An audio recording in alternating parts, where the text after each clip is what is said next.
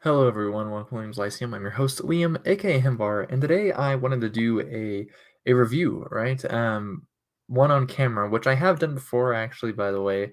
I reviewed sometime last year The Comet by Webb Du Bois, which was a short story, and I'm similarly reviewing a shorter story today. This is technically a novelette, but it's tiny. It's like 30 pages, right? So that Leviathan, Whom Thou Hast Made, I am a big fan of short stories, right? And I have been for years, right? And I talk about them decently often on my channel, but I don't generally dedicate a single video for a single short story. But today I want to talk about this because I read this today and I was just like, well, would make a good video potentially. So this is a 2010 novelette. It actually won the Nebula Award for that category and was nominated for the Hugo Award. Um, and it's a pretty interesting one, right? Okay, so this is by Eric James Stone. I haven't read anything by this guy. I have one other book by him. I met him at LTUE last year, and I bought this in another book from him, and so he signed this for me. But just this tiny little pamphlet, right? So this is a religious sci-fi book or story almost, right? So it's written by a Mormon author. It's about a Mormon character. Um, I'd be curious if there's another Nebula winner like that. It's religious sci-fi, but obviously it worked well for many that aren't Mormon because he, you know, had people that weren't Mormon read it before he submitted it. I can't remember where he submitted it. It was like Asimov's maybe, um, analog, right? But it works well for Mormons, I guess, as well. And so we're gonna get into that how that some people apparently it doesn't work for them. I mean, I read some reviews of this, right, and some people did not like it. I disagree with a lot of that stuff, but I feel like there's one way you can maybe really dislike it. So at the center of the sun is a space station.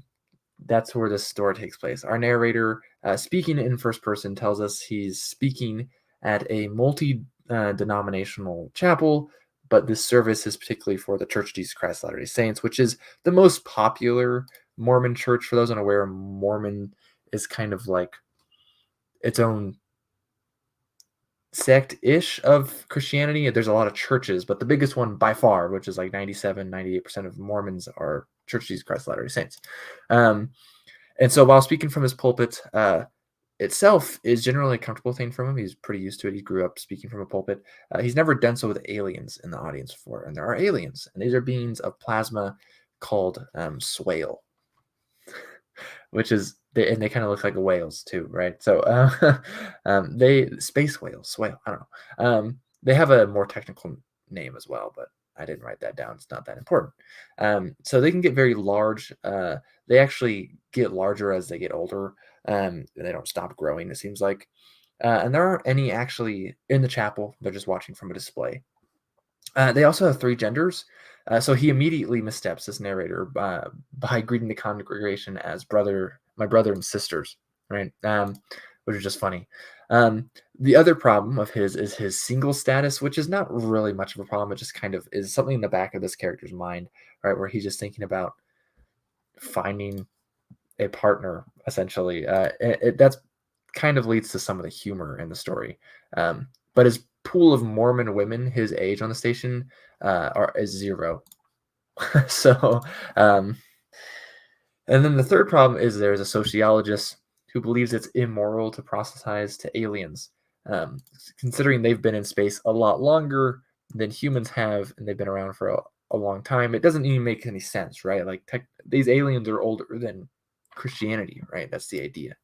And then but it does get into some interesting things, right? So it gets into sexual sin, right? Sexuality, but sin in particular, right? Because this is religious, and not just sin with humans, right? And also sexual assault in this case, because the swales actually have no concept of sexual assault or like rape, though they do have, what we would call sexual assault. It's just not a thing to them, right? And so it becomes a problem when they swales who convert to Mormonism, right? Who now have this chastity basically to keep. And then, I mean, also, how do you baptize a swale? I don't know. I found it very gripping and exceptionally easy to read. I think the first person probably helps a little with that. The humor around the third commandment, was also done well. I think it's just very simple, and also the idea of martyrdom. It manages to be somewhat Lovecraftian, even just like a tad bit. Um, I've seen this book so as described as intellectually thin, and I think that's unfair though, or the story, right?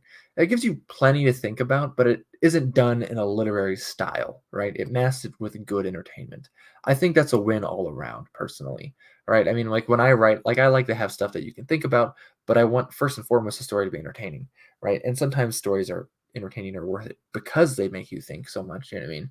But it's like when you're reading Gene Wolfe, first and foremost, it's entertaining. Now that has a exceptional amount of stuff that you could think about, and this is not anywhere near a Gene Wolfe story, right?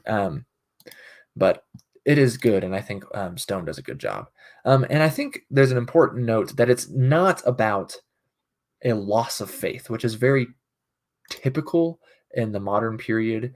For that's what religious stories will be about, right? It's about a Mormon, and he stays strong in his faith. At the end of the story, he's still a Mormon. Okay, I don't think it's, I don't know. There's no apologies about it, and I think that's a nice change of pace. And I also don't think this is a Mormon morality tale, uh, and or that it really fits into apologetics. I think unless you're really angry at religion in general, and then maybe you could see how this. If you're really angry at religion in general, then I just wouldn't read this. Obviously, it just wouldn't be for you, right? I don't understand why you would be, but and in some ways, it also works as a primer, though. So that's not a morality tale. You know what I mean? Like, at least that's not how I would see it. It's entertaining. It's an entertaining story, right? I don't think you have to be Mormon to enjoy the story. Um, and it does kind of give you a basic idea of Mormon doctrine, but very, very, very, very, very basic. Um, so, and I like tales like that, I guess. There is one remark, I guess, just to wrap this up. There's a guy named Taro, like the root, the purplish root. It's a root, so it's tuber, but it's sweet, right? Um, there's a guy named Taro, and he's Japanese. I'm like, that seems like kind of the equivalent of naming a Samoan, like a person that is Samoan breadfruit. That's what it seems like to me, right? Unless it's an actual name, and Taro's a name, or maybe it's a nickname, and I'm just not aware of it, right? But he had a very Japanese last name. I don't know. It's just a little weird. Also, a funny note that the missionaries are age 19 in this, or at least they're referred to as being 19, or that he went on a mission when he was 19, right? Which Mormons proselyting to these plasma aliens is mission's very important, even though the main character is not a missionary. And that's just you can kind of tell when this was written because it was in 2012.